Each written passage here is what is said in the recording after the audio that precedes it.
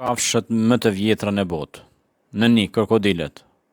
Koha e ekzistencës rreth 200 milion vjet më parë, gjatë periudhës së Mezozoikut.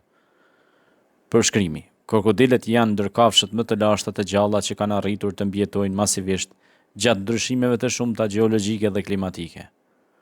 Ata kanë një trup të fuqishëm me bishë të gjatë dhe një lëkurë të trashë të mbushur me skaje të forta, të përshtatur për jetë në ujë. Pse janë të veçantë? Krokodilet kanë shumë cilësi të veçanta që i bëjnë të përshtatshëm për mbijetesë gjatë miliona vjetësh, duke përfshirë sistemin e tyre të frymëmarrjes, shpejtësinë në ujë dhe aftësinë për të mbijetuar në kushte të ndryshme. Horseshoe crabs, krabët me kapel. Koha e ekzistencës për rreth 450 milion vjet që e bën atë një nga organizmat më të vjetër të gjallë në tokë. Këta krab kanë një trup të fuqishëm të mbuluar me një kapel të fortë të ngjashme me një kapel ushtarake. Ata janë shumë të rëndësishëm për shkencën për shkak të përbërjes së gjakut të tyre, i cili përdoret për testimin e infeksioneve në mjekësi.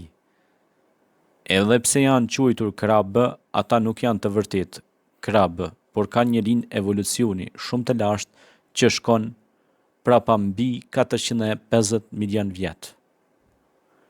Zoelanthanthe, mushkonja e detit, më shumë se 400 milion vjet më parë.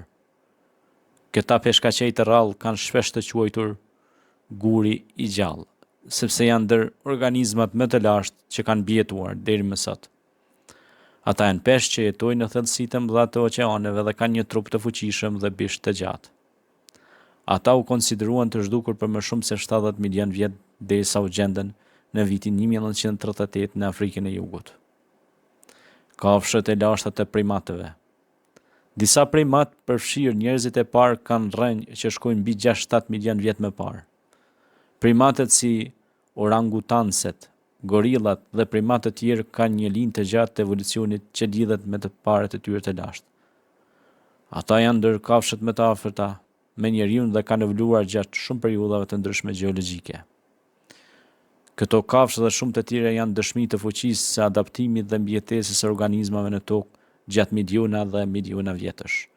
Ato na tregojnë se jeta është shumë e qëndrueshme dhe përshtatet me ndryshimet e shpejta të mjedisit.